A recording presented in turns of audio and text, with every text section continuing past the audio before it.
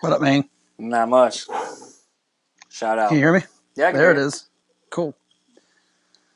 Get that juice in you. Yeah, I finally decided to pop open this $20 bottle of pumpkin rum barrel aged Imperial Pumpkin Ale. So that tells you how long I've been sitting on this. It's still cold. It's still cold out, so you might as well pop it open while it's still that season. Yeah. I think this is the officially. There might have been a Southern Tier beer. Actually, this is a Southern Tier beer as well that I spent equally as much money on. But I always feel really weird when spending at least almost $20 on a beer because it's like Yeah. that's almost a fifth of some cheap bullshit or even a half gallon of like really haggard shit. So like I could get really fucked up on something or I can try to hopefully hope this tastes really good on one thing. Yeah, that's just going to make you feel bloated and not even going to get you there. So I'd rather just drink a fifth of something crappy. Well, I mean, at that point, like we went to a couple of bars, and that's why I was like, "Are we doing anything? Are we doing this?" Because I was like, I mean, that'll depend on how loaded I get. Well, it looks uh, delicious.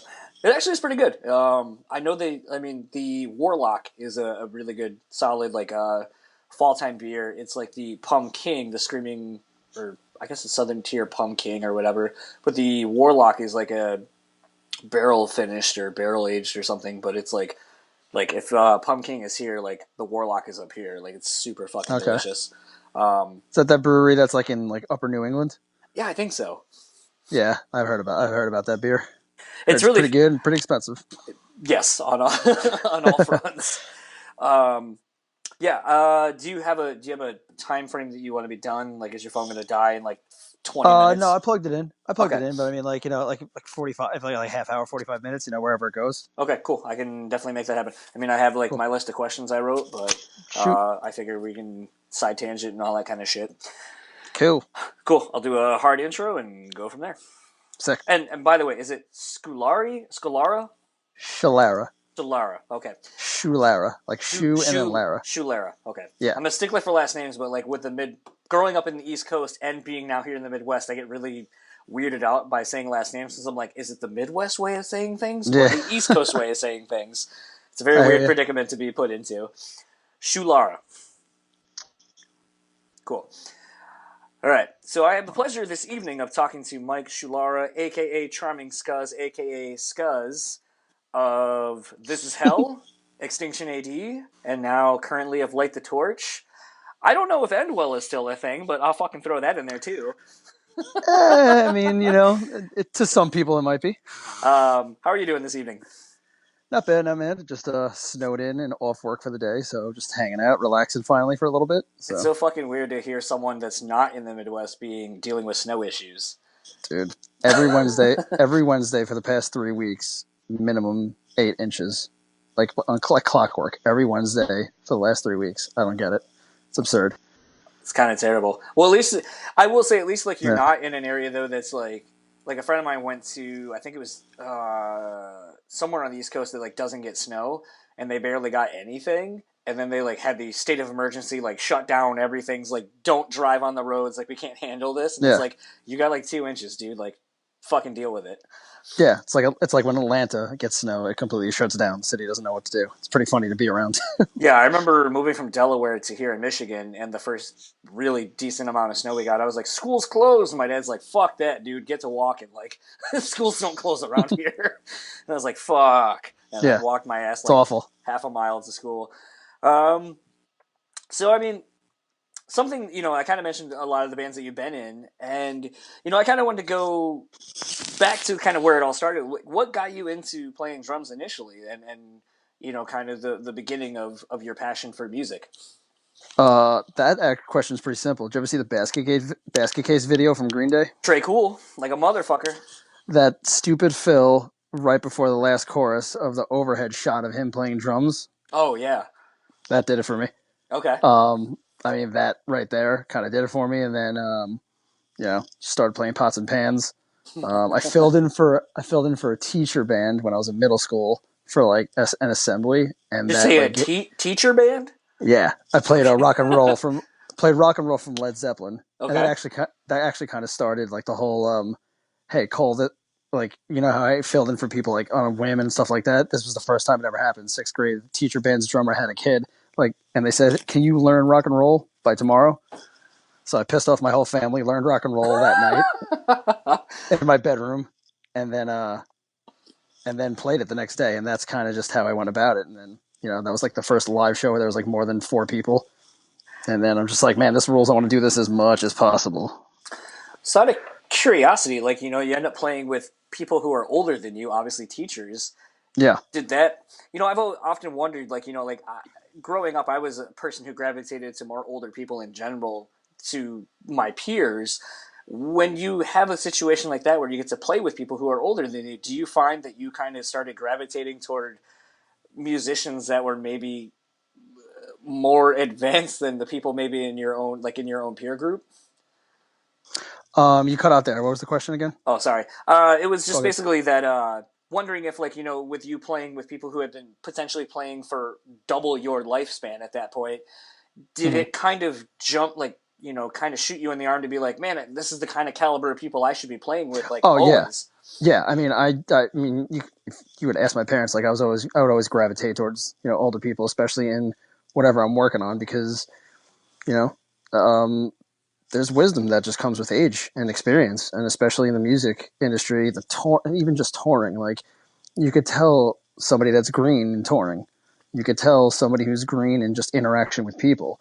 And as I got older and going through college, playing sports in college, and then doing music and just going over, you emulate and you want to be around those who you find successful. So in hopes that rubs off a little bit and you just learn a little bit and you become successful yourself. Surround yourself with great people. It's a stupid old saying, but it works. What That's the way I look at it. So I mean, you kind of talk about how Basket Case was like the thing that got you wanting to play drums.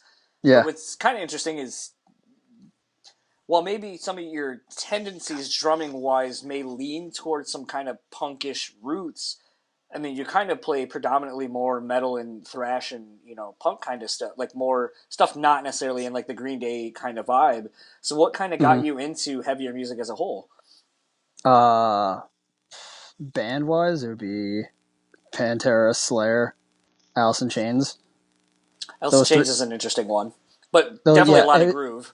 yeah, those 3 bands. I mean, remember one of the craziest things I've seen in my life was the Extreme Steel tour, the last Pantera tour before Dime got killed, and that tour was insane. That was something to see at my age, and that kind of I wanted to play aggressive music. I mean, I was not necessarily an angry person, but I was always like wired, and I wanted to play fast. And the first time I heard Morbid Angel, I was like, "What the hell is this?" And before that, I heard Fear Factory, and I didn't even realize that what he was doing on the Obsolete record was a double pedal. I Oh thought it was wow, just okay. I was like, is that a floor tom and one kick? I'm like, how is he pulling this off? And then as we just learned and got older, started writing stuff that sounded like our favorite bands. And I'm like, this is the sickest. And then I just kept on going and going and going. And got to the extreme stuff where all I wanted to listen to was death metal and Slayer and everything that's fast as hell. And then kind of revisited the stuff that was more groovy, like Alice in Chains and Brain and Tim Alexander from Primus, like that type of stuff. Like I went back to laying it down and relaxing a little bit. But I mean, at the end of the day, nothing really gets me off like playing thrash and playing pissed off really fast music. It's just the way it is. Are you a self-taught drummer, or did you end up taking lessons? No, I only took one lesson in my entire life. It's kind of a Long Island guy that's just, oh man, his name is eluding me right now. I worked at Guitar Center after I graduated college, and we had a nucleus of like 5 guys in the drum department where there were drum departments. Um, What are those? yeah, right. Isn't that a Yeah, we had a, program? Is that a yeah, program? right, yeah. You got to pay extra. You got to pay extra for it. Um, there was a nucleus of like 4 or 5 guys in the drum department that were just so good, and they attracted even better players of all different styles. Like there's a big gospel circuit in Long Island, and we befriended a lot of those guys. Um, Billy Reimer was one of those dudes that worked at our Guitar Center that we became friends with, and he ended up having a stellar career with Dillinger. Um, And That new as Glassjaw just a, though. yeah, you don't like it or you do like it? No, I do like it. Oh yeah, I think it's sick. Yeah, Took a couple listens, but I mean I definitely got into it. the production on it's kind of what weirds me out because it doesn't have that worship and tribute or the coloring book style production on it. So that's what kind of weirds me out a little bit. It took me a little while to get into it. As a Long Islander, I get shit for this all the time, but I've only seen Glassjaw once, and that was when we were in England at the same time. Me too. I I think they're sick, but I'm not like a diehard Glassjaw guy that gets insulted by the new record if they don't like it. You know what I'm saying? I Like, there's a lot of people out here that like took it personal how the new record sounded. I think the production value is kind of cool. I think what they went for sounds good, and I'm gonna say I think the record is a good listen from top to bottom. I'm not gonna say it's like it didn't reinvent anything, but no. it's a good listen, and I listen to it regularly. I think the fact that they still have Chad and Trevor as their rhythm section is just fucking ridiculous. Like they're so good. I don't know if you. Well, you said you got to see him once, so I don't know if you got to see him with Trevor and Chad on drums and in the rhythm section, but whew, that's a solid rhythm section. I think that's what it was. That was 2013, 2012 Okay. or 2013. So I'm thinking it was. It Yeah. was great, man. And they just stood one place and just killed it. I mean, I know Beck loosely. They're just musicians. They're just absolute players. Yeah. And yeah, like I said, I think the record's great. You know. I'm hoping they'll play out a little bit more now that they have a touring lineup, but Yeah. it doesn't seem to be the Glassjaw way. Hey man, whatever works. It's difficult to go out there for a long time these days. Actually, it would almost seem like that's actually, and we'll kind of get to this segueing. It kind of Yeah. almost seems like that actually is the only way to really make money as a musician is to either be a studio musician or to be a touring musician because obviously record sales don't pay like what they used to. I mean, it's a tight situation, you know. I mean, I'm literally was just on the phone with some of the musicians that I work with, and there's such a disconnect between being able to be active responsibly and just being active to being active. You know, the days, in my opinion, the days of doing 6 week, 7 week tours are over unless you are already established and you're making your money. If you're a young band trying to come up and you're going to tour for 7, 8 weeks, you're going to be not flat broke. You're going to be in the red. You're going to resent the people that you're with because chances are, if you're losing that much money, you're not playing in front of that many people. And what is touring other than playing your shows? Right. And I mean, you could peddle the DIY for the music thing all you want, but if you've been doing it for a while and you're going out for 8 weeks just eating shit, There's no point. I'm not gonna say it's no point because I still do it and I like I love it, but it's just difficult. So I mean, you gotta walk the line. Maybe do a week here, a week there. If you can afford it, get out to the West Coast, do something with some friends out there. Like do a weekend jump here, go to places that you haven't been. So it is productive, but it's difficult to try to do the 8 week jam across the country these days, even for established bands. You know. So, kind of speaking to the bands that I had mentioned that you've been in, Mm-hmm. collectively, you've not, maybe other than Extinction, if I'm correct, you Yeah. haven't been a founding member of any of the bands you've really been in. You've always kind of been the next guy or the fill-in. Correct. So what is it about? Because I always think it's interesting, like people who are kind of in your boat, especially like today I just watched the Hired Gun documentary, and so it's kind of been Good omnipresent documentary. on oh it really is. It's been omnipresent Yeah. on my mind since then. Like I was like, oh, I really hope I get to talk to Mike tonight because like I just saw this and it really kind of fits. But with you being kind of a fill-in guy, and for those who can't see me, I just did the air quotes. What do you think it is about you that kind of gravitates bands to wanting to have you come in and be their drummer, like when the original guy leaves? I kind of look at it like this. Some of the things I have agreed to do are pretty like last minute and nuts of a story. Like the First Blood thing that I did, or even some of the Unearthed things. And I look at it pretty simple. If I said I'm going to do something, I better goddamn well deliver, because if I don't, your reputation is shot and you won't get called again. Right. So the things that I said I would do that a lot of people or most people would be like, what the fuck? How'd you pull that off? That's kind of how you make a name for Right. yourself, you know? Yeah. Um, and, that's basically how I did it. I mean, when I was in Endwell and we needed to, I'm not even going to get into that backstory, but I got asked or told, however you want to look at it, to fill in drums for First Blood, um, drive D's nuts, because it was Ghost Inside's first headliner, and more or less just TM, but not TM because they had a guy TMing for him. But I found that out on a Sunday, and the first show was on Wednesday at Okay. Shane in Anaheim. Mm-hmm. So I picked up Danny, who is now not Danny, Maddie, who's now the guitarist for DN. Drove straight across the country, listened to First Blood for 48 hours, and then walked on stage. You know what I mean? I pulled that off, and that turned into something else because people heard about it, and it's just like if you say you're reliable and you actually are reliable and likable, if you're not a dickhead and people want to be around you, then people will continue to call, and that's just I want to play. I always want to be playing. I want to continue to play. I would like to play for a career. So if I have an opportunity and I can do it without screwing somebody else, I'm going to try to do it. And if I say I'm going to do it, I better do it right. You know what I mean?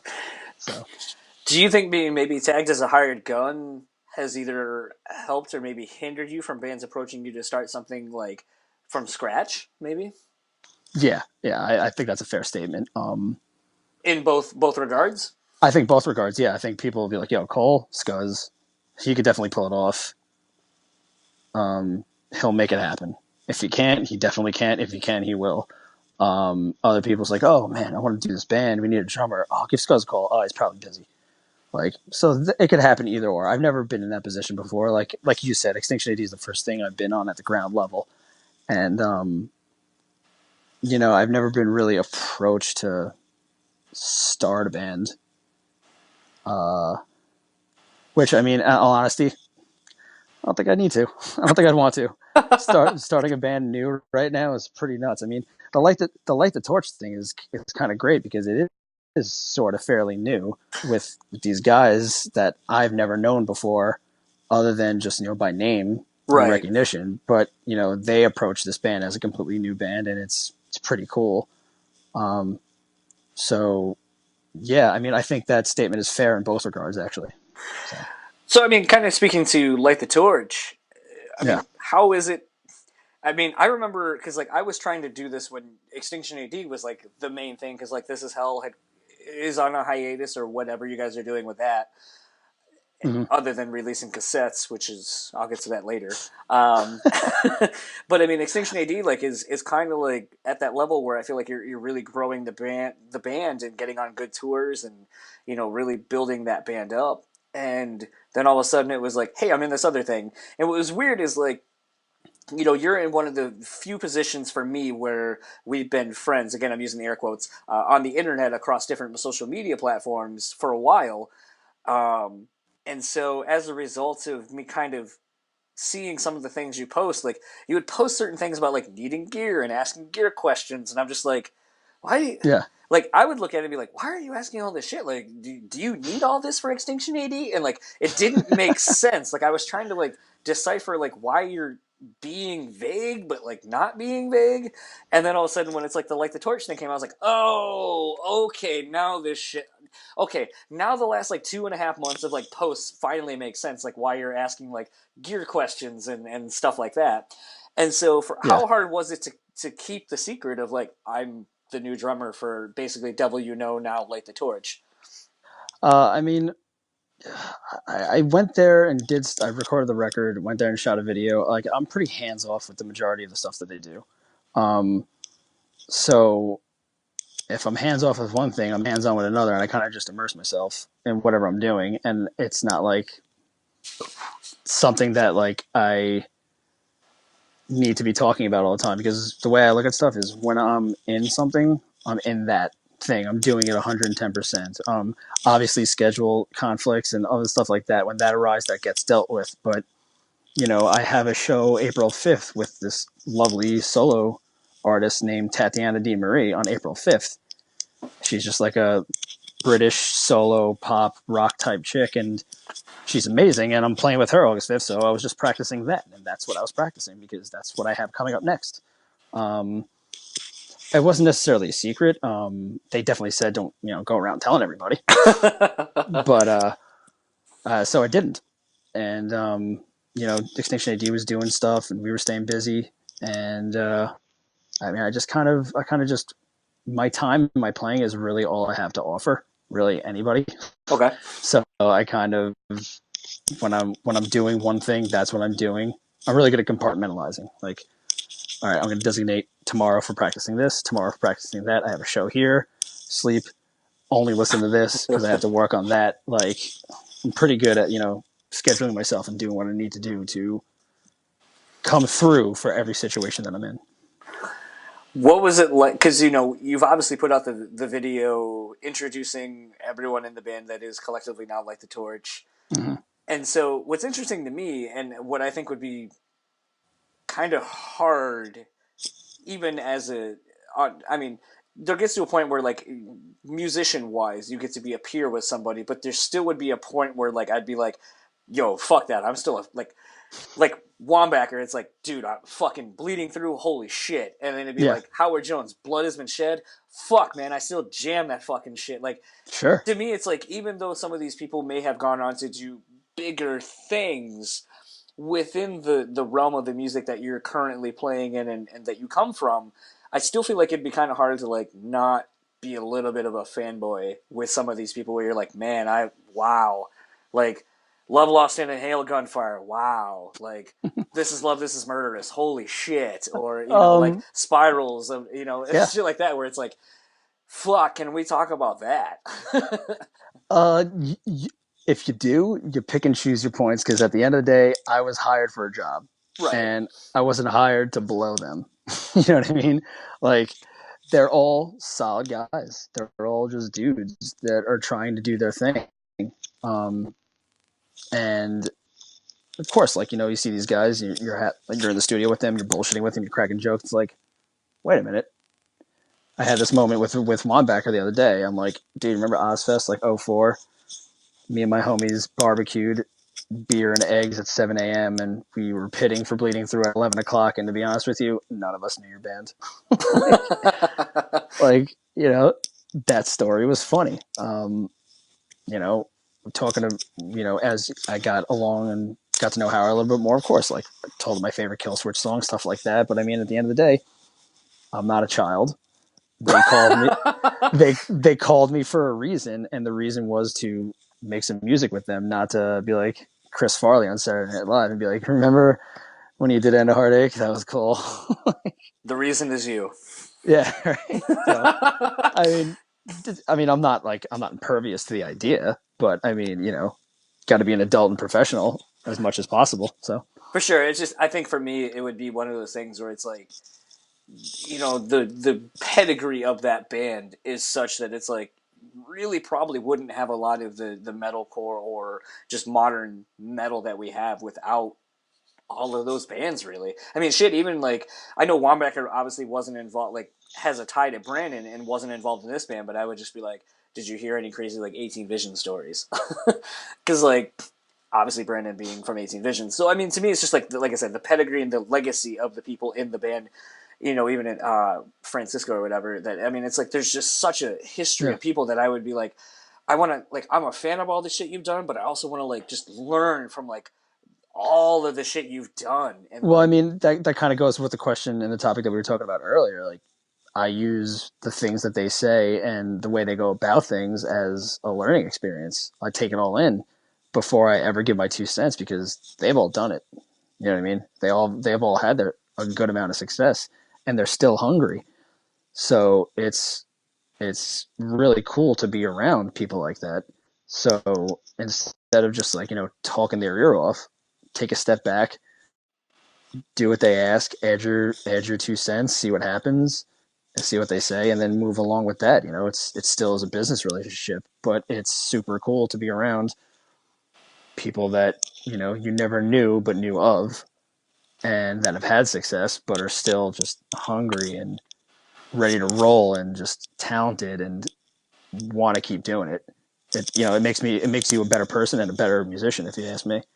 What's been one of the biggest things you've taken away from one of those conversations that you have applied since? That is a good question. Hmm, Didn't give me mean to put a you on the second here. spot. No, that's an awesome question. Oh man, I would almost even have to say patience. Because these, like I said, these guys have done it. They know what it takes. They know the right people. They have their plan.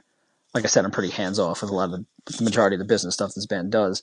So they're confident. They are so confident in this stuff and so happy with how it came out that it's understanding how the business aspect side of it works. It's just really smart to be patient and not rush anything, because then you get something that doesn't work, or the inner workings and of the business is difficult to navigate. So I think just being patient and focusing on like really being accurate on the music that you're making and how you're playing it is super important. So focus on like yourself playing, and while the business stuff is taking care of itself, and be patient. That's really I would say the so far the best, because remember, like, all I did was just record the record, do a video, Right. and practice with them. We haven't done much together just yet. So So, kind of going back a little bit to This Is Hell, I mean, it seemed like by the time you guys collectively went on this hiatus or whatever it officially is at this point, it seemed like you guys were kind of at like the peak of kind of where the popularity of the band. I mean, like one of the last tours I can think of that you guys were on was actually here with was it Joffrey? Was it Joffrey Cowboy? Uh, Terror, Hatebreed, Dare Hey Breed and and Every Every Time I Time I Die. Die. Yeah, Yeah. and I mean, still like I just saw Hey Breed the other night, and I was like, the last time I saw this band in this fucking room was like this package tour, and it's Yeah. still probably one of the biggest package tours I've seen in a while. Where I was like top to bottom, every like you look at and it's no disrespect, but it's like you look at the 1 and 2 slots on a package tour like that. Solid fucking bands that have been Yeah. around for a while and bring something to the table from top to bottom. It was a stacked bill. And that kind of was like one of the last tours I really remember seeing that This Is Hell did. And it was almost like, man, you just rode like this really good fucking tour. And then all of a sudden it's like, we're going to kind of go away for a little bit. So I kind of was wondering Uh, what is going on with the band? Because I mean, like I made the joke earlier, you just put re-released all of the back catalog on cassette, which I still don't understand why cassettes are a thing now. Because you the problem, at least like with vinyl, okay, like vinyl, it was like, oh, it warps, so we make it bigger, thicker, all that kind of stuff. We figure out ways to make it work now and last longer. Cassettes, like, you can only play it for so long and it still fucking warps and stretches. So I don't understand the allure of tapes for people. But you guys just released the whole back catalog on tape, which I think is funny. I mean, again, something that I wasn't involved in. Okay. Rick and Travis are, This Is Hell. Okay. The last iteration of This Is Hell, the musicians were solid band, did some cool things, but I mean, I think to some people it could have looked like the peak of popularity, but the peak of popularity to somebody may not mean the same thing to somebody else. So the tour was awesome. We were honored to be on it, and it was cool. But I think there was a plateau that was going on, and like I said, that goes back to the beginning. You can only do so much where it's not progressing. You Okay. know, you could only do, like, we did the coolest things for the last few years, but it was just like, all right, what are we doing next? Or what are we doing next? And if nothing comes, nothing comes. Um, like Rick and Travis, that's their band. I mean, like I said, I recorded a lot of stuff with them. I did a lot of touring, but the business side of stuff, booking and all that type of stuff, that's them. I didn't even know about the tape thing until they released like the press thing. I'm like, this is sick. I gotta get one. Um, yeah, I mean, like I said, man, it's a tumultuous industry if you want to stay in it, and yeah, this is how it definitely didn't break up. When things decide that they're going to happen again, they're going to happen again. That's about the most educated thing I can say about it. I'm You know. hoping you guys will come back soon because that last 7-inch that you guys put out was a lot of fun. I felt like an asshole though. I reached out to the label and I was like, I ordered like one of the more limited runs or something. I think it was on like a dark green or whatever. And I go, you Mm-hmm. guys sent me a black one. And then I looked at it in the light after they were like, we'll refund you your money, and then sent the refund through. And I go, oh fuck, it's not the color that I thought it was supposed to be based on the description of it. And I go, you actually sent Yeah. me the right one. I was just an asshole. I'm sorry. I mean, I kept my money and bought another record, so I mean, it is what it Hey, is. I man. reinvested it. Nice. It's a um, positive investment. Speaking of awesome vinyl, how about this Kurt Angle Extinction AD America fucking Oh, setup? that's sick. Yeah, we just got. I think they look radical. I they didn't I wouldn't put have I would have put Kurt Angle on there, but I think that's pretty cool. Well, I think it was because the either the actual band page on Instagram or the label that put it out wrote "It's true, it's damn true." Extinction AD vinyl on There it red, is. white, and blue, Oh, and then yeah, that's Rick. Yeah, I read that. oh, the Kurt Angle reference. I love it. Hey, man, Faith Killer. Faith Killer was a Hulkamania color. Oh, it's true. It was. Fuck, I forgot about that. So, Are you so into wrestling as much as I know? Travis obviously is into wrestling. Are you not as as much. well? Not as much. Not as Okay. much, but I'm definitely educated a little bit on it. And when I do watch it, I get interested, and it's pretty cool. I mean, I'm not like, oh, it's fake or anything like that. It's just I'm not like an avid fan like Rick and Travis. Like they know everything and everybody, and Well, I know it's Howard is too. It seems like you get into bands with people who are big into wrestling. that and just like Howard's a big MMA guy. That's true. Um, Yep. he loves that stuff, and I'm cool with that because I'm huge into like health and working out and stuff like that. So me and Rick and Pete, I mean, our whole band, Extinction AD, whenever we're on tour, we'll drop the gear and go to a Planet Fitness and work out. And, Howard loves to walk and work out as well. So I'm lucky to be in bands of dudes that want to take care of themselves and find time to do so because I can't be around people just smoking cigarettes and shoving shivs out in their throat all damn tour. That shit's boring as hell. Fair enough. So it's cool. It's definitely cool. So speaking of people shoving shitty food down their throats and drinking alcohol, wedding receptions. I noticed that. How's that for a fucking segue? Yeah. I noticed you've been doing this. I can't quite tell if there's like a DJ and you playing live percussion or what the Mm-hmm. actual setup is, but like obviously you are doing wedding receptions where you're playing a very like if you were to go see I watched the Justin Timberlake and the Tennessee Kids Netflix thing today, Yeah, and like that when thing he rolled. was, oh my god, I fucking love his whole band. They're so great. Yeah. But It's awesome. regardless of that, you look at the extra percussionists that are in like pop bands live, and Mm-hmm. your setup very much mimics a percussionist's band setup. You got a lot of toms, some snares, some cymbals, like just a lot of different stuff that you can do. How did that all come about? When I was 17, I was working in a catering hall. There was a dude that was doing that, and I just went up to him and I'm like, "Hey, how the hell do I get into doing this?" And he's just like, "Hey, take this number, call this guy. If I ever need anybody to cover me, I'll let you know." And that was when I was 17. I'm now 32. I've been doing this forever, and if I'm being honest with you, it's the only thing that's been able to keep me touring because you get paid so well. Um, I get to practice Right. for 4 hours, and nobody knows. Which is the best part. I'll be working on blast beats and like molar technique. I'm working on wrist power, and nobody will know until I play like a blast beat. And like the one dude who's there with his girlfriend that listens to metal will be like, "Huh, what was that?" And I'm like, so. But yeah, man. I get home. I have a good standing relationship with plenty of companies. I'm like, "You guys got any weddings?" And then it's gone from there. And because I've been home so much, I kind of been not focusing on that, but adding a little more effort into it. Right. Like built a website, marketed myself a little bit more, and yeah, it's just a percussionist and a DJ. I kind of make the setup so it's ambidextrous, And the way I go about it is just like I play different loops for like 16 to 24 bars, and then I change it because there's really nothing else I can do. Um, just come up with different shit to do on a bunch of different shit that sounds cool, and just make sure you're having a good time with the people, and then eat some food, have a drink, hang out, and then leave. What It's has awesome. I love it. How often do people come up and say that they can play drums and want to play along? Every night, at least 3 or 4 times. And has anyone actually And been you'd be able to surprised keep that, a beat?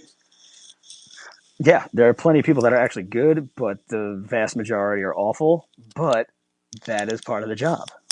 The part of the job is to enjoy yourself with the people that are there.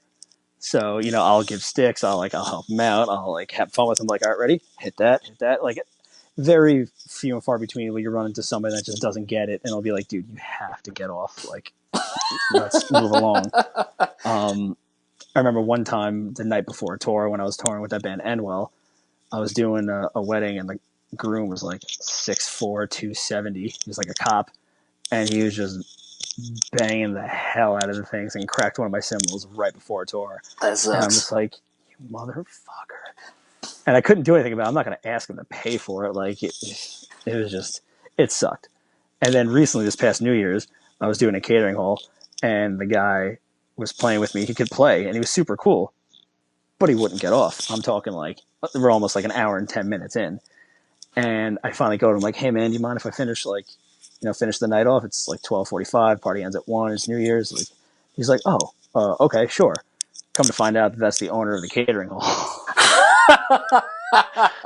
I'm like, no. I'm like, fuck. I go to the owner of the DJ company. I'm like, yo, man, can you tell that dude that I did not know and I'm sorry? Like, it was just getting annoying. It was like the end of the night. I want to go to bed. Like, but it was cool. It was cool. What two questions on that. Sure. Are you shocked at how unrhythmically white people are? I was shocked before that just watching them dance, dude. Oh, it kills me It's watching bad. like my wife sometimes and her friends will drag me to like a random dance club or whatever, and I'll watch like some music come on, and I watch people dance off beat or off rhythm, and I'm like, how the fuck do you do that? Like, Dude, I can't even like fake it. Like, I can't even be like, oh, they were like this. Like, give me a beat. Like, I can't even not do it when I'm trying to make fun of them. Like, I can't do it, and so it's like I don't know how people can't be on rhythm or on beat. Like, I mean, it's so I, easy. I've come to the conclusion after doing this for so long that if they're having a good time, I'm psyched on it and I'll just like laugh about it. But It's total Elaine. dude, I've seen so many. Here's the thing though, the people that like at least around here, the people that can't dance usually just are sitting down and look miserable. That's true. That's The true. people that can dance are up and having a good old time. My favorite part of the night is watching the different types of people that don't dance.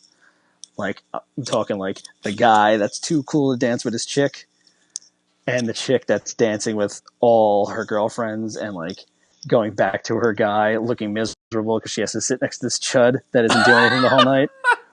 Or like I'm in the middle of the dance floor, or like I'm putting on a show, like I'm doing my job, and that's where people gravitate towards. So there's been plenty of nights in my 15 years of doing this where it's a group of women. They may have dates, they may have not, and I'm BSing with them. They're playing my stuff. I'm having a good time, all in good fun, part of my job.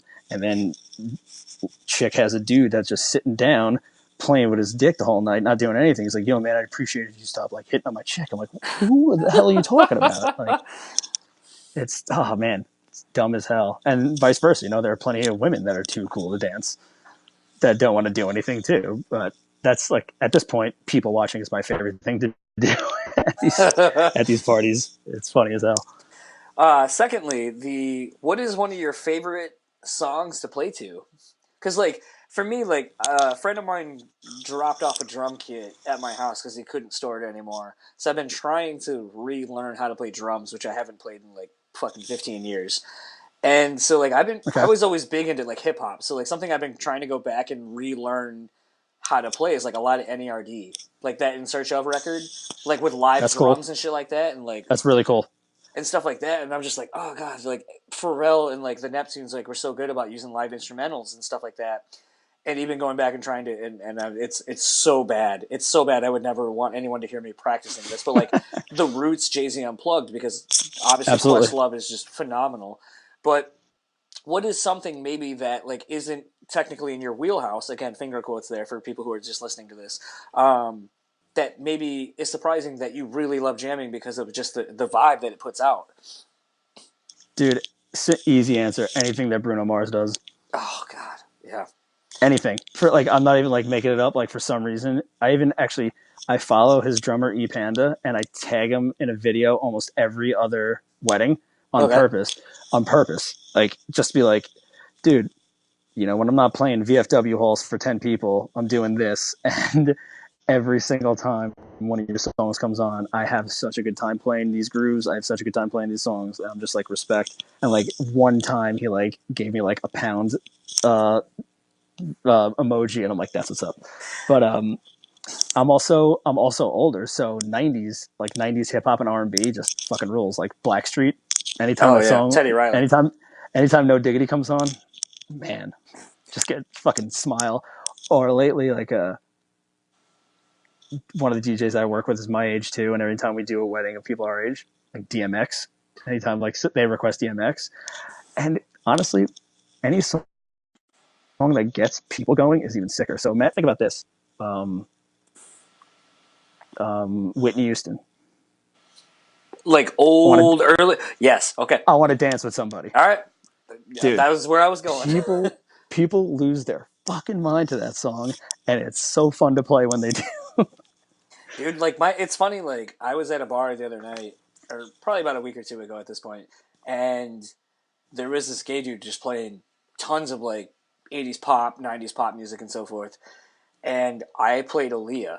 And like I fucking love Aaliyah. She's, I mean, because she worked with Timberlands and R. Kelly, and so it's like obviously the production on that shit's gonna be I flawless. can get down with that. And so I played like a jam that I just fucking love is like Rock the Boat. I just love like that weird like conga y kind of like islandy beat that like Timberland laid down. And so I happen to be wearing my MTV Rock and Jock Aaliyah jersey, and yeah, I Wait, fucking what, yeah, I have one. I'll send you. dude? When we're done, I'll You send you gotta a send me a photo. picture of that. I'll send you a That's photo. fucking sick. And so everyone's like, "Why did you play this? Did you play this to that dude?" And then everyone's like, there's only like 8 of us in the bar, and like all the people are like, "Did you play this? Did you play this?" And I go, "Never mind the dude who's wearing the Aaliyah jersey at the bar playing Aaliyah. Like, of course it's not me with all the sleeves and shit, but whatever." But it's just kind of interesting to me. Like I grew up, same. I'm a year older than you, so like definitely Okay. grew up in the same. What's interesting to me is like I always say like I grew up in the East Coast, and like a lot of the people that I grew up with, like I grew up listening to stuff that necessarily wasn't in my wheelhouse, but like just being you know brought to it, like Biggie and a lot of the New Jack Swing of like Teddy Riley and like Mm-hmm. Belle Biv DeVoe and Hell yeah. Boyz II Men and Hell all yeah. that kind of shit, and like to the point where like when I had Shield on from Bad Rabbits, Mm-hmm. and it's like like we were talking Love about, Shield.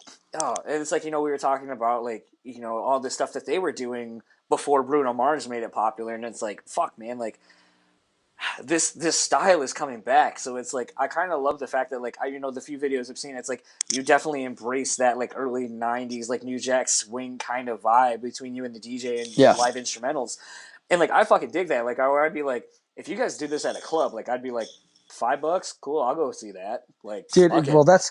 I mean, that's kind of how before I started touring heavily. Like me and a couple of DJ guys, we would do like clubs, but clubs don't want to pay, you know. Go So figure. like so we stopped. I mean, doing 3 or 4 weddings practically like triples my day job's bi-weekly income. So it's just like I'll do that. I'll do a wedding any chance I get. Like obviously bands take priority towards weddings. Like I have a ton of weddings already booked, but anytime I do book a wedding or a social function, I always preface that with, "Hey, this is what I do. If something pops up, this is what I'm going to do. However, I will do everything I can to find someone to fill that date for you, so you're not Screwed. left out to dry." Yeah. But yeah, man, like I'll take a wedding any day of the week, and I was waiting when we were going to bring up Bad Rabbits, but yeah, like I make I make I make DJs play that shit because it works for any wet party type setting, and nobody knows it. They're just so That's fucking over the good. age of like 35. They're just so fucking good. They're so fucking good. Oh, they're the best. They're the best. So I mean, you actually kind of talked about something else that I wanted to bring up, which was your actual day job. Yeah. From what I've gathered, because you and I haven't talked about this Mm-hmm. extensively.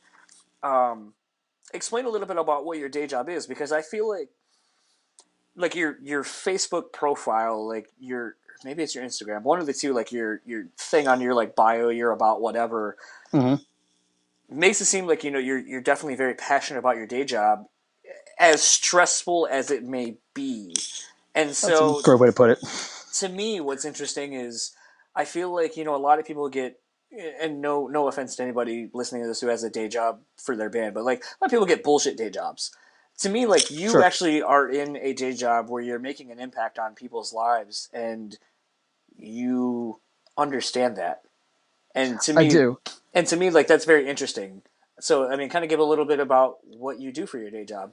If I'm completely honest, I fell into the field as a means to an end between tours, and I've since fell for obvious things. What I do is I help run a residential care site, which is just a house that cares for developmentally disabled young men. So this particular site is just a house in a beautiful little community out in Long Island. It houses 6 guys with autism.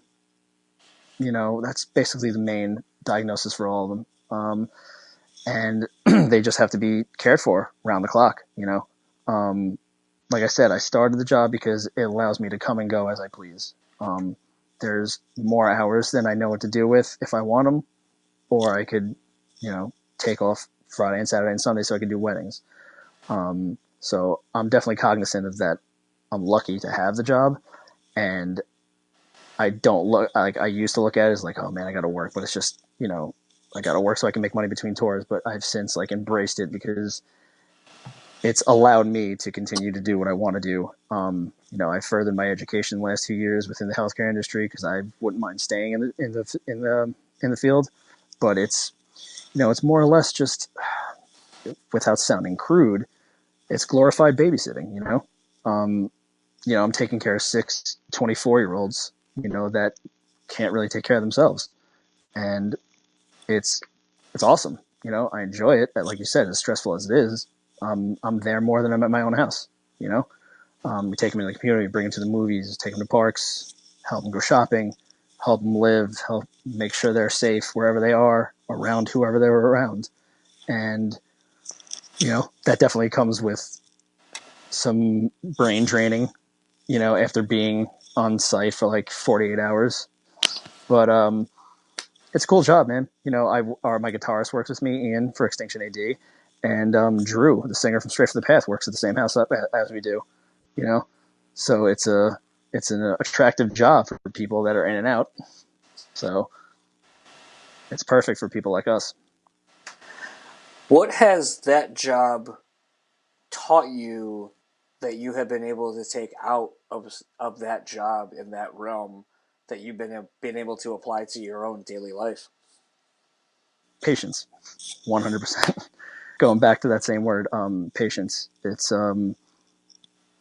not everything that you want to happen is going to happen like that. Um, Also, people managing. You know, I'm dealing with these guys that are nonverbal. They can't express what they want. They can't express what they need. They can't express what they don't want. So the ability to read people, the ability to, if somebody's having a bad day, not necessarily dismiss them or get mad at them, but like work it out. And touring is rough. Touring, people get annoyed, people get angry. You got to know when to not be around people. Maybe help somebody out, have a conversation with somebody. And I deal with that on a regular basis with the guys I take care of. So I think just dealing with people and dealing with you know what's the best word I'm looking for here, the ups and downs of dealing with other people's lives that you're in direct contact with. Do you think That's that the best way to put it. do you think it has made you more selfless? in your daily life? I feel like if I'm being honest, like a little, like yes and no. I mean, there's plenty of times where it's like, you know what? I spend all my damn time doing stuff for other people. I want to do what I want to do for myself. Okay. But you know, I'll be the first one to jump up at anything if something wrong happens around me because that's what we have to do at work. Like, I was hanging out with my friend last time I was in Los Angeles, and we were having coffee. Right before I had to, like, do stuff with Light the Torch, and this woman just straight up tripped and dropped her coffee, and within like a second, like I was helping her out, drying her coffee, helping her figure out like where her stuff was, like helping her take the stuff off the bag, and everyone's like, "You were up there quicker than anybody even reacted to it," and I'm like, it's not because I wanted to look cool or look like knight in shining armor. That's just It's second nature. it's second nature at this point, So Right. yeah, there's a little bit of both. It's just like there's times where I'm just like, screw this. I'm doing what I need to do for myself right now. But you know, like With you said, second nature of just helping people and making sure people are comfortable wherever they are and what they're doing. So with you spending so much time with these people, when you leave to go on tour, do any of the things that you end up doing outside of that job, do you feel a sense of I don't know the word I'm exactly looking for, but like a sense of like longing, like just kind of like I wonder how everything's going. Because like you get to you build a relationship with these people, and being away from them, I almost feel would like be like being away from your family to a degree. yes, but to a degree of more of safety, because in that industry, it's very hard to be fully staffed. It's very hard to keep people at the job. So one thing I notice every single time I come home, everybody that works there full time as their main profession Mm-hmm. is completely burnt out because myself and Ian, the guitarist of Extinction AD, and even Drew from Stray, you get 3 dudes out of maybe 7 that work at this house that could be gone at any given moment. So when I'm away and I'm thinking about the job, I'm feeling a little remorse for the people that work there full time, which is why when I am home, every time you probably text me or talk to me, I'm at work because I'm trying to help out. I'm trying to help out and relieve my coworkers that I know I put a little bit more of a burden on. However, I got hired under the pretenses of this is what I do. Right. This is why I'm a per diem employee, not a full time employee. So they know the deal. So when I am there, when I am home, I'm there 60 hours or more a week, trying to help out as much as possible. So that's kind of the way I look at it. So the last couple of questions I got for you, so you can get Sure. back to your day off. um, your social, at least as far as Facebook, and Ah, Christ. when we plug socials, I don't know if you want people like to follow your actual Facebook page or whatever, but I You can often stick with Instagram. That's fine. I often enjoy on Facebook like the fact that you share a lot of memes and meme culture stuff, and a lot of it is dealing with sports stuff. Um, so what's funny is like there was something This that took I a think better turn. I'm glad. yeah. I'm glad you No, brought that okay. up. Yeah, no. Because I just had Doc Coyle on and we talked about basketball and so forth. And I think either I'm Yeah. going to have a lot of people who enjoy the conversation and the weird tangents we went down, or Yeah. people are going to be like, you should just stick to fucking music and don't talk about sports. Because Doc has the tendency to make you sound really stupid by comparison. Yeah. Um, Doc's a smart man when it comes to sport, at least basketball. that's exactly what we talked about. Yeah. Yeah. um, but what's interesting though is like you share a lot of different stuff, and you're kind of I mean basketball and football I would say are typically the two sports you kind of lean heavily toward, and Mm-hmm. so what's always funny to me is like just kind of you represent sort of the new breed of what I consider like a lot of band dudes doing, where it's like, yeah, you may know me for the band thing, you may follow me for the band thing, but I'm interested in some of these other things, and Yeah. sports being one of them for you. And so what's interesting to me is like just kind of how you present sort of this new culture of like sharing a lot of memes. And like there was something I can't remember exactly what it was. I was trying to go back and find this specific post where you were like, well, I fucking shared this thing first and like then it blew up. And then like, like so maybe I should just be like a meme page because like everyone Oh fucking knows God. it. And I don't remember what it was. I mean, obviously it was I a don't meme remember of some either. sort, but like it just had me fucking dying. And it's like to me, a lot of people who share a lot of these things, I think they're very heavily invested in this meme culture. So I was kind of wanting to know, how invested are you in it? Like, do you feel like you're kind of like the dude who like when people share a meme and they're like, oh, did you see this? Like, dude, I shared that like 3 months ago. No, no, no. This straight up. I follow as far as the sports meme goes. I Black Adam follow a. Schefter.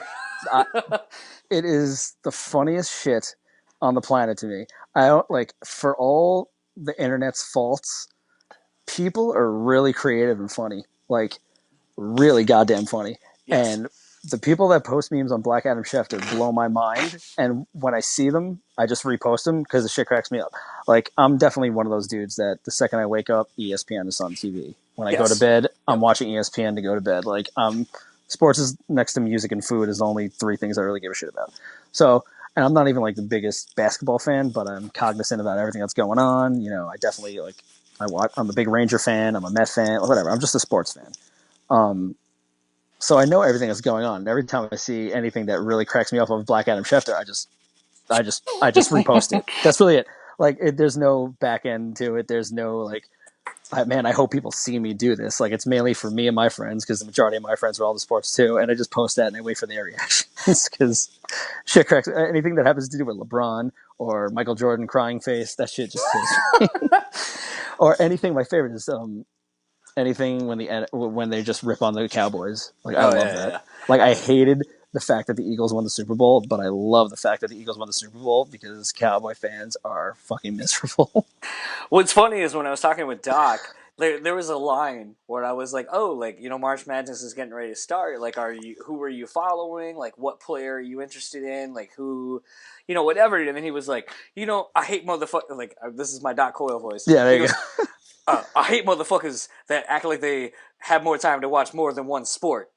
And then he goes, like fucking Stephen A. Smith. I like football and basketball and baseball, and I'm gonna tell you how Tiger Woods is doing on his shot. Like, who has time to dedicate to that many sport? And I was like, That's the fact that fair. you said sport and not sports, it's funny to me.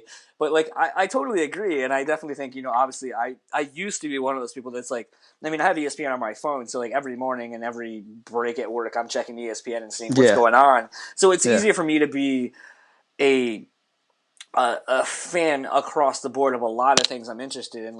yeah. Actually, when I was at the bar tonight, I finally went and saw a Braves game at the TED, like one of the last two games at the TED. Uh, Okay.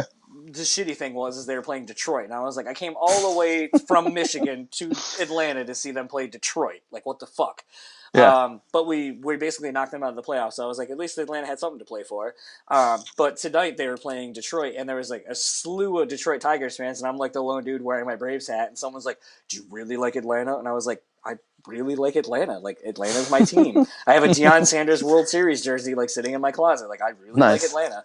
I'm actually gonna go to Chicago to see Atlanta probably lose to the Cubs, but I'm still gonna go." Because like I've never been to Wrigley, I think that shit's cool, That's cool. and I just want to go see the Braves play as much as I can because they don't make their way around here very often.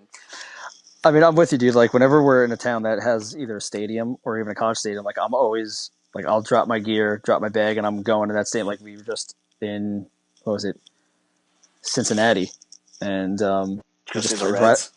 No, we just played right outside of University of Cincinnati Stadium. Okay. Like the venue is right there. So like, dude, I've ran the stairs at so many college stadiums across this country that it's the coolest thing for me. Like I love that shit. Um, but like at this point, like I know my teams and I know they're horrible, and I know they're not going to do good. So like I still follow them, but now like I root for teams with like favorite players. Like you said about like you're a Braves fan, you had a Deion Sanders jersey. Like Mm-hmm. I have a Rasheed Wallace jersey, so I Hell yeah. like the Well, Detroit hold on. Pistons. Okay, I was gonna say Portland No, or Pistons, okay. All Pistons, right. because Rasheed Wallace is just a goon, but he could ball. And he can So smoke a hell of weed. yeah, and he's just a grimy dude, and I love that about him. So I'm like, I want to get a Rasheed Wallace fucking jersey. What That's am why I want to get what was it? I want to get a fuck another basketball jersey. I can't remember who it is. Damn it! Oh, the dude on the Pacers that blew in LeBron's face. Stevenson, Lance Stevenson. Yeah, he is such a dickhead that I love it, and I want to get that jersey because he doesn't stop with that shit. He does stuff No. like that every game. I'm like, I Yeah. love this guy. It's funny when I was talking with Doc. I go, one of my favorite players, and still to this day, one of my favorite players, and has influenced me to be more of who I am, and to the point of getting tattoos and shit, was Dennis Rodman. Very recently, That's fair. I just got my Dallas Mavericks like stitched jersey, super nice. That's Like sick. I now have every other than a college jersey. I now own every single team he's played for. That's really cool, man. Jersey, and like people were like, why do you have these jerseys? He didn't play for the Lakers. He didn't play for the Mavericks." And I was like, "No, he did." And they're like, "Why do you like this person?" I was like, "Cause he's fucking sweet, and like he just didn't give a Dude, fuck."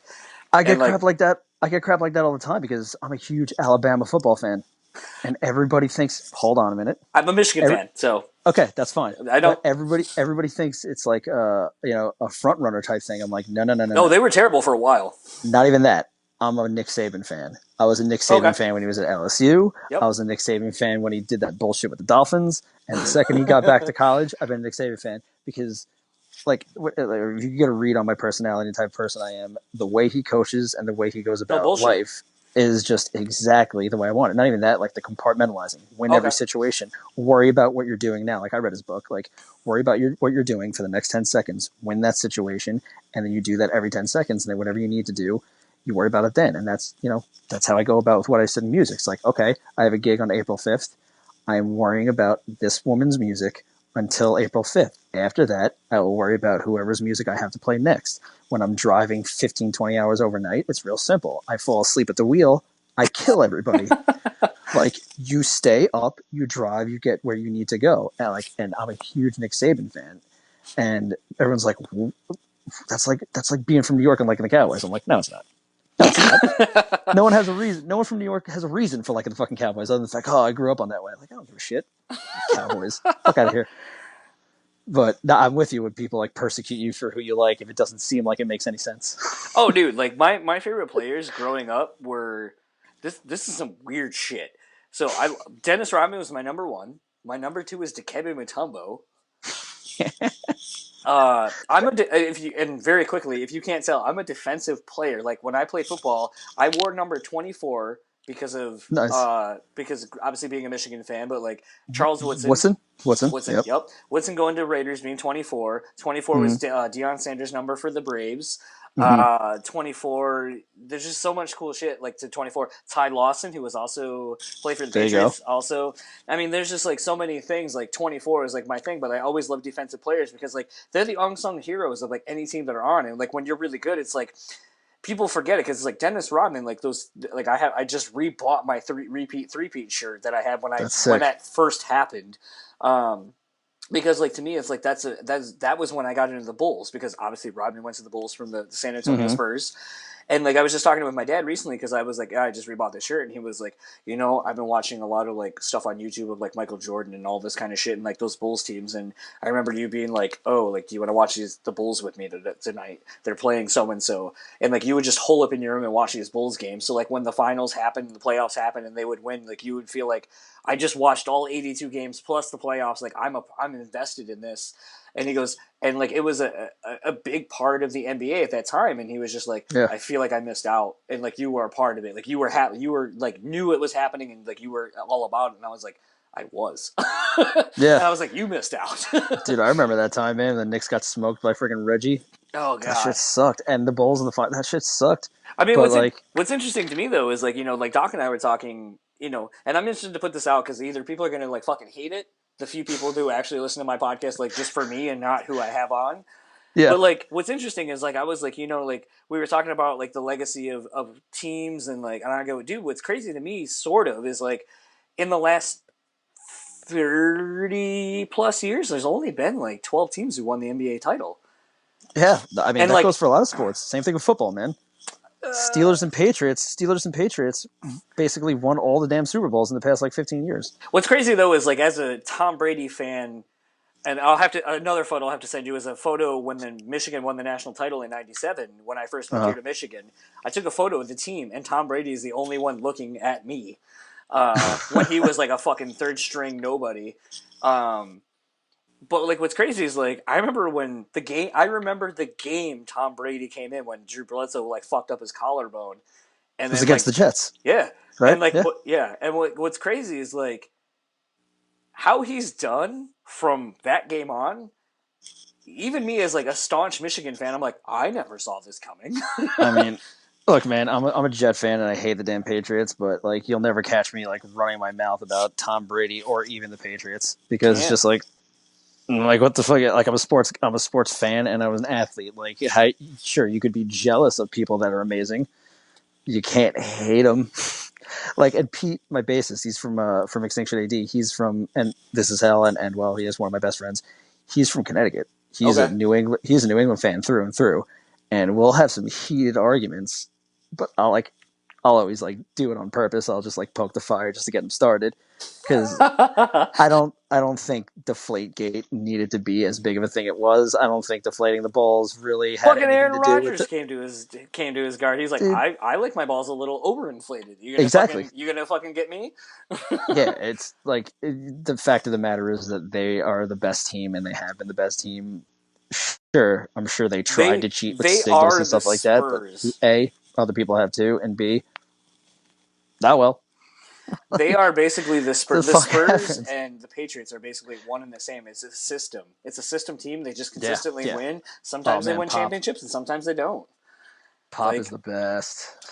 so kind of in wrapping up because I've kept you a little bit longer than you were Oh, dude, planning no, I'm having on. a good time, man. I'm having Okay. fun. Well, I mean, like we can keep talking sports.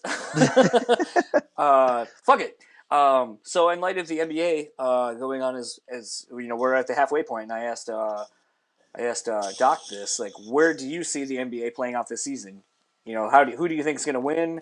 Some of the storylines that are happening, you know, with the Rockets basically I mean, being, you know, it seems like it's the Rockets' league now in the West. Like, if I'm being completely honest, I'm not like the most knowledgeable NBA fan, okay, but I definitely would like to see the Trailblazers do something because they are sick and I like all their stars.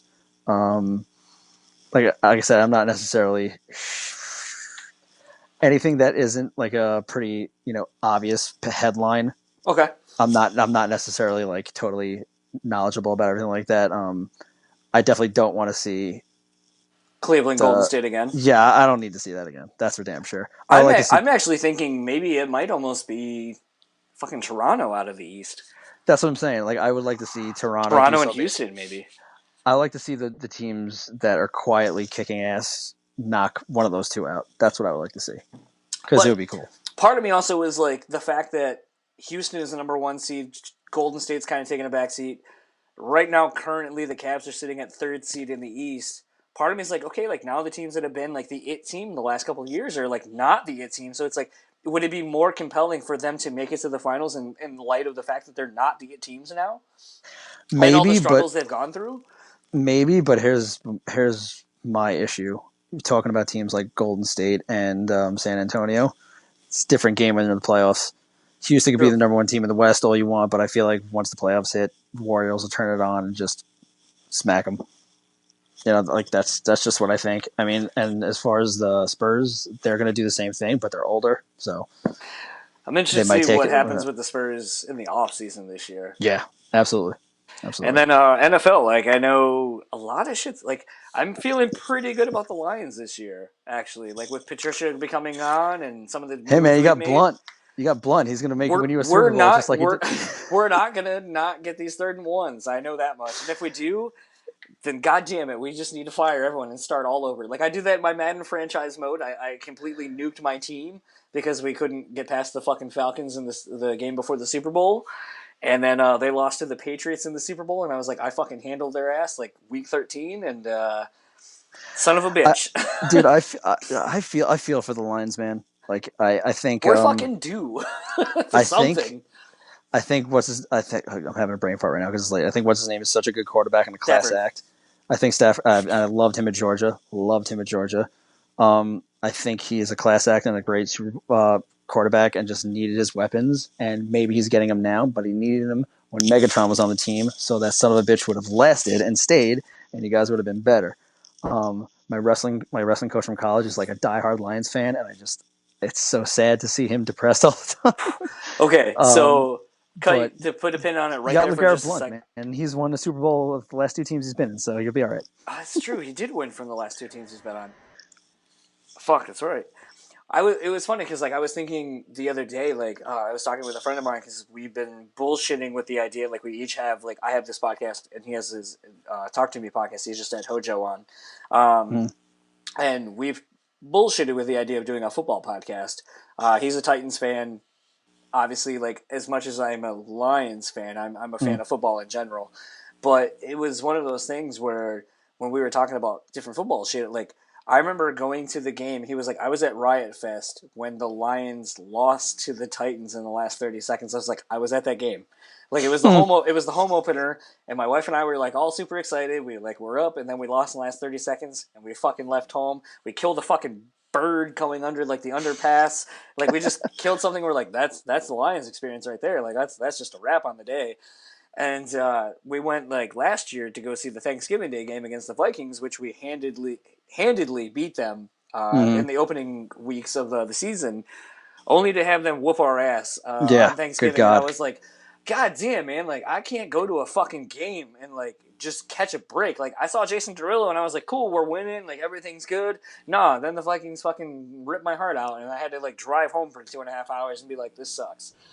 But it's one of those things. Like I feel like I'm hoping the Lions are due because they seem to be like some of the other teams in the NFL where they're like we need to change our culture and we need to be a winning team. And I feel like anything less than winning is just not accepted at this point. And I think that they're turning it around, and it really has me excited as a Lions fan, which has me worried because I feel like they're just setting me up to like fucking be like, God damn it, even more when they don't win. I But mean, I'm not a Jets fan, so I mean, yeah, I was just about to say, man, I don't want to hear your bullshit, man. Between the Mets, Jets, and Rangers, I can't get a goddamn thing. hey, at least, Um, well, yeah, yeah. I mean, dude, the Rangers are tanking, and The they're Red gonna Wings be. aren't any good though right now either. I Yeah, but mean, you jo- had a decade. You had a decade of dominance. You're fine. that's true. I was just gonna Um, say what was funny is Josh Woods, a tattoo artist that now is out in California. Just was like it was funny seeing a Instagram story where he was watching the Red Wings games, and like since we've kind of become friends of trying to do a podcast that I lost the file on, like watching his stuff where he's watching Red Wings games where I'll be like, "Yo, did you see the Red Wings? I haven't watched it. Don't text me." And then I'm like, okay, cool, I got it. I won't text you for like 5 more hours or until tomorrow. But like he's like showed one. He's like, this is why you're losing, and it was like the shot like went off the goaltender's like helmet and then like fell off his yeah, back into the net. He goes, that's why your season sucks. And I was like, it's kind of funny, like as not a yeah, Red Wings fan, to be like, this is funny. dude, it's insane. Like the Vegas storyline, I think is amazing. I Oh love yeah. that. I love that the Winnipeg Jets are a sick team now. Um, but I can't get over it, man. Like it's a weird thing about the Rangers for me. Like I obviously like I'm always busy and like I don't catch games and there's more games than just Sundays, so I'm always like missing some. But I feel like every time I do watch them, they always end up losing. So I stop watching because I'm very superstitious with them. Because me and my two brothers and my dad, we would go to games and like we were very superstitious with my best friend. Like the Rangers were a big deal. And I'm like, all right, I got to step away from this because they suck every time I actually watch them. Do you And have a then family tradition or a superstition? And what is it uh, if you do? um, no, the one superstition that we had was my best friend Larry. His dad was a diehard. We're all diehard Ranger fans, Okay. and during the Stanley Cup Finals in '94, every time I sat down, they have a chair from MSG, and Okay. every time I would come over for a game and sit down in the chair, the Canucks would score a goal. So so they got rid of the chair. So that's is like the only this superstition that thing happened. Like I could never sit in the MSG chair ever. is this when they had Messier on the team? Yeah, Okay. yeah. All right. This is when they won the cup. Okay. So um, but I mean, if you can't win it with Lundqvist, then I don't know when the hell they're going to win it. And they're tanking, and they're gonna get rid of everybody on the team. They traded away Nash, they traded everybody. So that shot, as far as the Jets go, I don't want them to take Rosen because it's just like, all right, man, like you got a dude from a farm that went to Wyoming, and then you're going to throw him into the big city. Like I don't think that's going to work. So if they get Darnold, he'll be seasoned with like crazy bullshit, so he might be able to last in New York, but I don't know what the fuck's gonna happen. Do you actually feel like the environment of your sports city is what kind of leads to the downfall of some of your teams? Like just the Yeah, pressure of like I do. we do you? Okay. I do. As far as New York goes, absolutely, Yeah. because I mean, look at the it's not Knicks. like, That's my sole basis on that yeah, judgment. yeah. I mean, I think especially for the football, it's like you got to live either here. The commute to get to practice and stuff like that is crazy hairy. It's not like just living in Manhattan and go to the Garden. Um, and as far as the media friendly goes, it's insane. Like you got I mean, I'm not in the limelight or anything like that, so I can't really speak knowledgeably on it. But I mean, yeah, dude, New York is tough. It's tough for anybody. And if you're going to come in and supposed to be like the savior or a new star and stuff like that, you're going to get ridiculed that you've never gotten before for anything. So, Do you feel it's something I've never asked someone because I've never really talked to anyone straight up from New York? yeah. The Giants. I tell my wife all the time. I was like, that's basically a New Jersey team because they're in New Jersey. Uh, at this point in my life, I couldn't tell you who's got a bigger fan base. I don't know.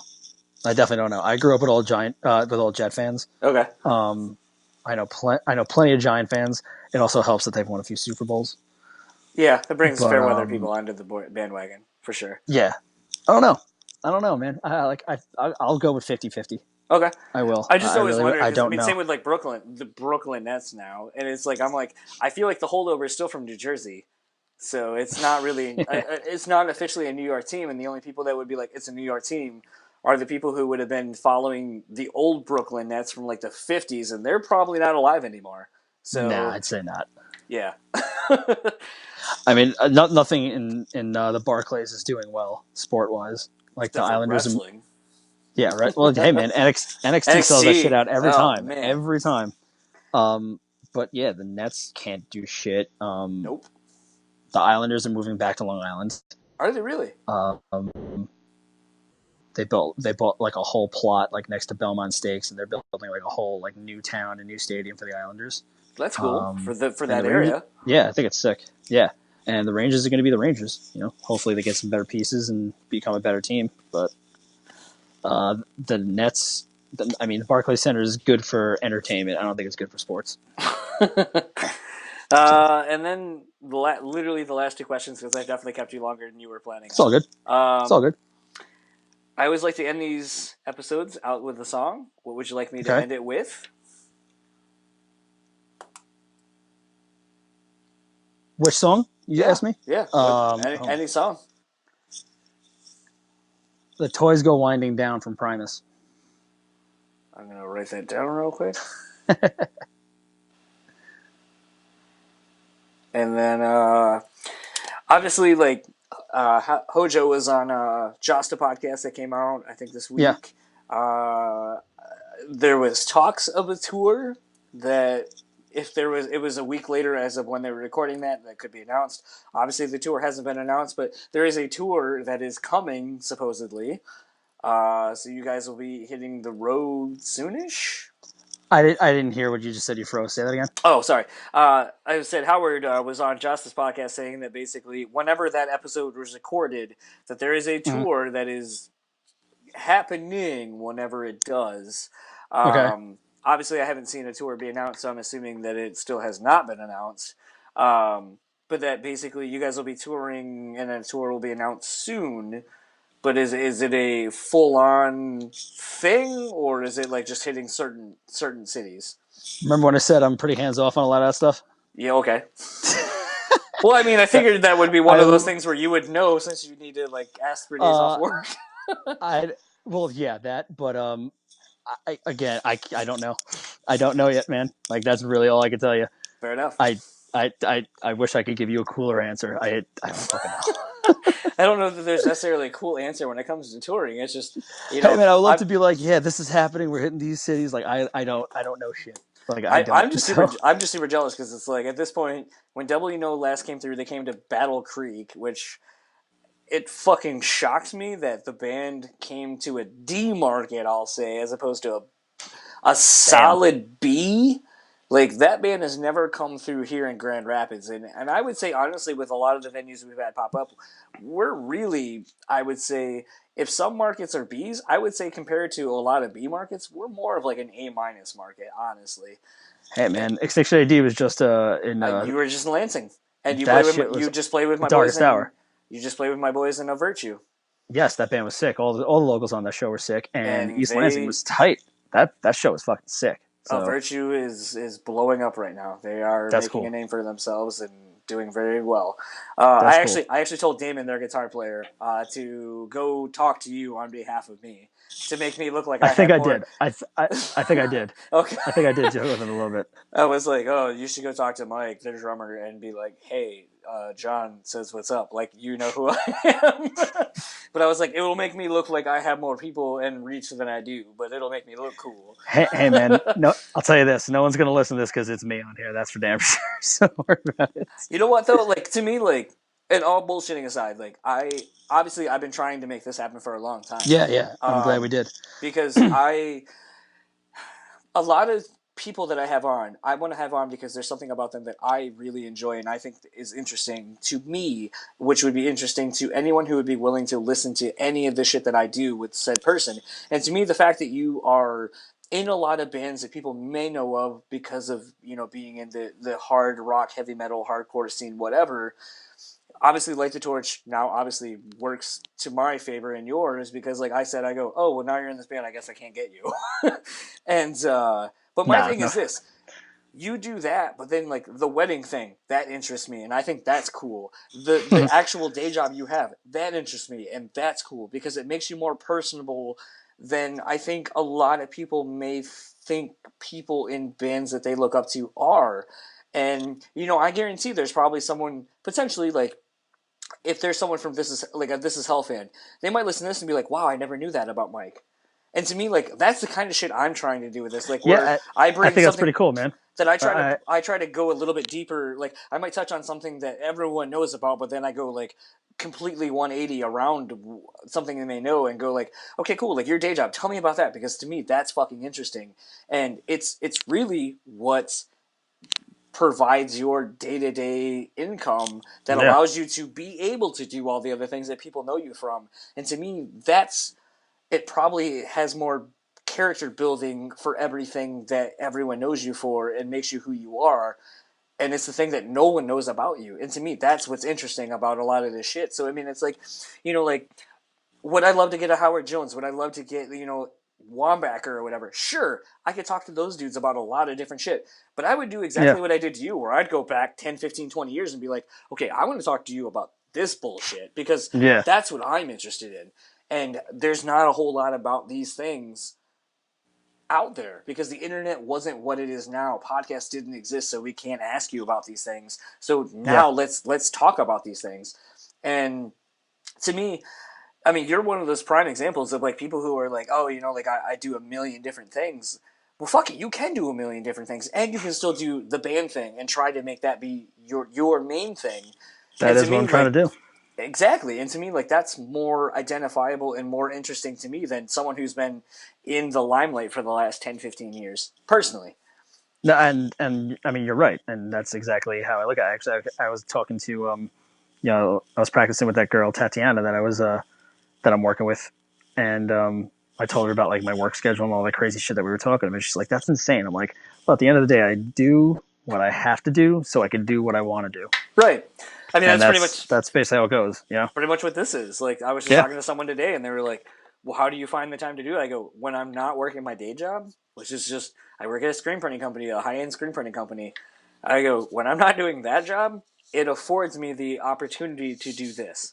And yeah, I go, and this is what I enjoy doing because it's like while I may not have spent time in the scene, like touring on a national level and stuff like that, I've spent enough time going to shows and befriending people in this industry that it's like I can talk about things and not be a fuck about it. But yeah. I just enjoy talking to people and I enjoy asking questions that I've wanted to know for a long time. And I feel like if anyone's involved in any of these bands, they should have these same questions. I think that's fair, and I enjoyed every minute of it. It was fun, man. I appreciate you having me on. Cool. And where can people follow you that you would like them to follow you at? Charming Skulls on Instagram. My Facebook is just my name, Mike Sciulara. Am building a website for myself personally as a Me musician, too. and it's going to be msgigs.com. Pretty self-explanatory. MSG. msgigs.com. Um, that I'll announce like when it's done, and I'll put it up on my Facebook and on my Instagram. But yeah, man, if people are interested in dumb shit that I eat and dumb things that I do, it'll be on Instagram. What I gotta ask. I don't think I've actually come across this. How did you get the name Scuzz? Did I cut out again? Yeah, I can hear you now. Okay. How did you get the name Scuzz? All right. That's a long story, but I'm going to paraphrase it. Okay. Um, okay. So I was in college and I wrestled, and I came home for a break, the intersession between semesters, and I worked out at my high school, and I didn't shave. I come back for the holiday tournament, and I shaved, and I had ringworm all over my face. Oh. Yeah. So my coach called it the Scuds. Um, and on top of like the dumb shit that comes out of my mouth and me overstepping the line in conversations, my friends were like, "Man, you are scuzzy." Like, so that stuck in college. That's how that happened. Fast forward to after college, and I was auditioning for Endwell. They, you know how people fuck with each other and they'll like Yeah. say "psych, Yep. psych." Yeah. So some like I think one of the guys was playing like the Enter Sandman riff, and they're like, "Yo, does anybody remember what song this is called?" And they're like, "Enter Sandman." And they're like, "Scuzz," instead of saying "psych." So I let this go on for 2.5 hours while I was auditioning for them. And as I'm packing up, I'm like, "Yo, by the way, why did you guys like say the word scuzz to each other a million times?" And they explained to me that. And I look at that, and I'm like, "You gotta be fucking kidding me." And they're like, "Why?" And then I explained to them how my nickname became in college. So like, well, that's what we're gonna call you from now on. And then 4 or 5 years touring all over the world, luckily with Endwell, that's how I was introduced to everybody. And as much as I wanted a nickname my whole life, 32, and I go by the name Scuzz, and it's a little fucking weird, but I embraced it. It's on my symbols, it's on my sticks. I never got it tattooed on me because I thought that was a little too much of an investment. But yeah. So at this point, I go by it. But if somebody introduced me to somebody like, "Oh, this is my boy Scuzz," I'm like, "How you doing? My name's Mike." like, All right. but do you, by all means, man, I'm sticking with Scuzz for obvious reasons because I invested into it now, at least for the music thing. So you can call me whatever the hell you want. All right. So I'm gonna give you a quick story, and then we'll be done. Cool. So I also wrestled in high school, Nice. and my freshman year when I actually got into wrestling and a lot of the sports at high school, I had a flat top, and Okay. I'll do this to help the thing. It's pretty Um, tight though. yeah. Um, I was called Doug. I could see it. I could definitely see Oh yeah. So Doug Funny was my nickname for the longest time. Even still, like I was just having a conversation with someone today about how like I know people who still call me Doug Funny or Fug Dunny as it it. All right. became eventually. Yeah. That it's like those are people I don't really hang out with anymore because like Sure. clearly they haven't like no one calls me that anymore because like it just isn't a thing that I get called. But Yeah. it's funny that like when I go back home to like Kalamazoo or whatever, and I see people I went to high school with, or they're like Doug, Doug, and I'm like, and I just like kind of ignore it because I'm like, it's not my name anymore. Like no one calls Yeah. me that, and like anyone who Yeah. calls me that doesn't know who I really have become. So Sure. it is what it is. But it's funny because like for a while I got really wrapped up in like, oh yeah, I'm Doug Funny, I have a big nose, and like fucking Quail Man and Skeeter and all Mm-hmm. Patty Mayonnaise and all this horse shit. Yeah. And again, I was gonna get a tattoo of that shit, and then I was like, I don't Yeah, know. dude. It's like I've I'm been thinking about 32. getting, yeah, I've been thinking about getting a Quail Man tattoo because I think that's funny. That's kind of funny. But But yeah, man, like I don't want to be introduced as Scuzz. I'm 32 and I'm single. What fucking girl wants to date a guy named Scuzz? Fuck. I do remember getting ringworm once and it being the worst thing ever. And I felt like Ah, such. Oddly enough, I remember my mom calling me a scuzz bucket. She was like, "Oh, you got ringworm? You're a scuzz bucket." I was like, "What the fuck?" fucking figures. Hey man, just scrape it open and a little dab of bleach. It's dead by the morning. Don't worry about it. It's okay. That's sick. Dennis Rodman will help you along the way. That's what's up. That's what's up. Well, thank you again for taking the hour and a half out of your day to talk to me about all this bullshit. That was fun, man. I thank you. It's definitely something I've been wanting to do for a while. Obviously, I've been hitting you up for a while to do it, Yeah. and hopefully, light the torch whenever. Well, the only thing we can announce is the album's coming out on March March 30th. 30th. Yeah, okay, Yep. March 30th. I had to look at a calendar behind me.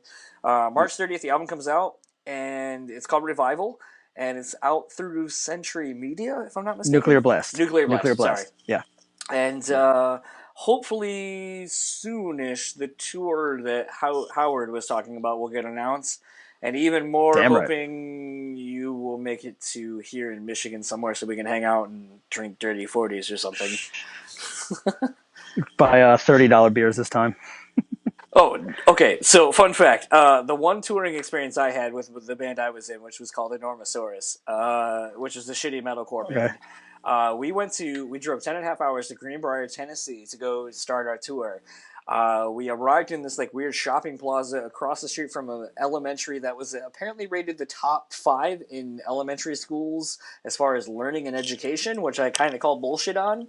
I don't know if that fact Okay. actually is true or not, but it just seemed based on where I was, like Deliverance, fucking middle of nowhere. Like, there's no way it's in the top of anything.